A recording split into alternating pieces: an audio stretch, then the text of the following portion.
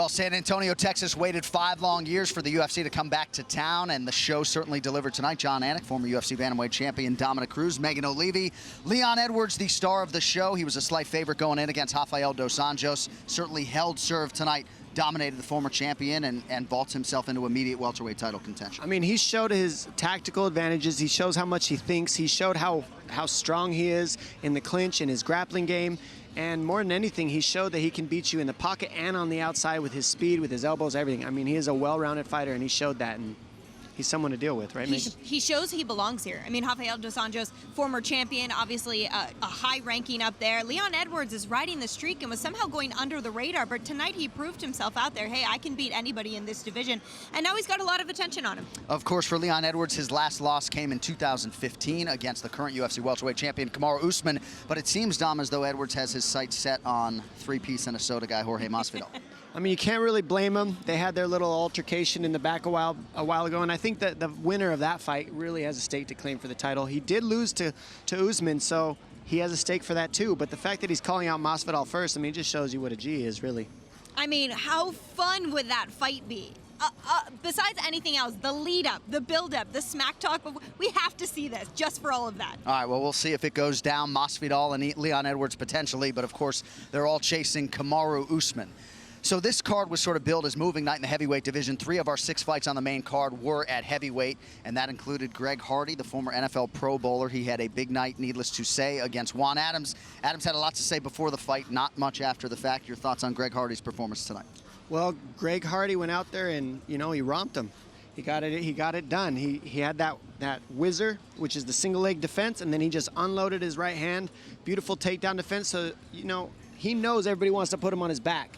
And this was no different for Juan Adams, and he stuffed one takedown and knocked him out in a minute. I mean, what can you really say about a performance with that? Yeah, and I actually asked Greg Hardy backstage about the stoppage, you know, because there were some people saying, maybe that was a weird stoppage. And he said, no, listen, Dan Miragliotta gave him plenty of time to prove that he could do something in that situation, and he just couldn't. But Juan Adams did come backstage, and let me tell you, he had a lot to say backstage. He did have a lot to say. All right, I'll catch that after the fact. All right.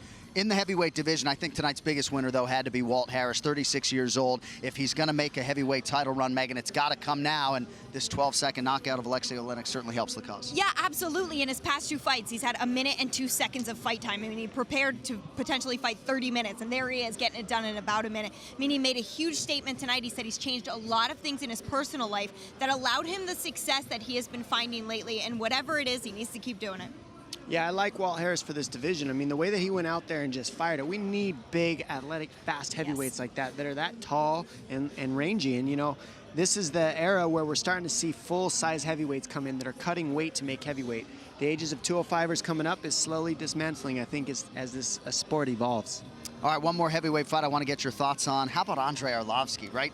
Doing us 40-plus-year-old men proud. 30th UFC appearance tonight, and really was on Ben Rothwell right out of the chute. I know you mentioned his aggressiveness, and that was certainly a big part of the narrative in this one. What was so fun for me is I've been watching Arlovski since before I even started fighting, and he's still showing up, putting on performances like that, throwing combinations, ending with kicks. I mean, he looked literally better than I think I may have ever seen him against Rothwell tonight. So that was really exciting for me. I mean, I'm kind of a dork when it comes to this sport, but still, fun. Yeah, how can you not be with Andrei Arlovski? He's been around for so long, and he set a new record tonight, the most wins in the UFC heavyweight division, surpassing Frank Mir, so now he has 17. So to see that in action and know that our Andrei Arlovski wants to get back in the octagon as soon as possible, a guy just doesn't want to hang it up. He loves this, he's having fun, and he feels better than ever at American Top Team. Dominic Cruz was born in like 1986. He was probably like 13 when Andrei Arlovski made his pro debut. 85, all right, before we go, 86. the UFC calendar shifts to Edmonton, Alberta, Canada. UFC 240. Max Holloway putting his featherweight title on the line against Frankie Edgar. Megan,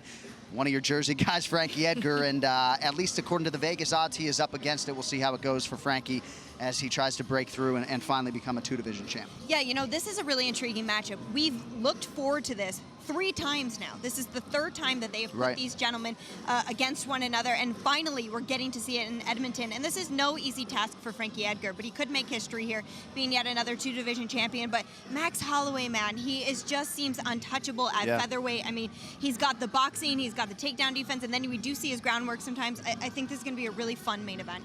I think what's really made the case for Max Holloway at 145 more than anybody so far is his size. He cuts so much weight to make that. I mean, he comes from probably close to 200 pounds, I would say, to make that weight sometimes. He gets huge. So with that being said, you got to deal with the size, and then he's also technically sound. So he's a tough guy to beat. All right, that's a wrap from San Antonio. We will see you next weekend live on pay-per-view from Edmonton, Alberta, Canada.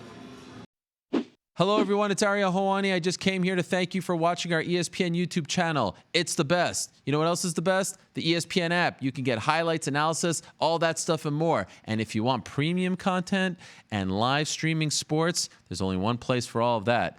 It's ESPN Plus.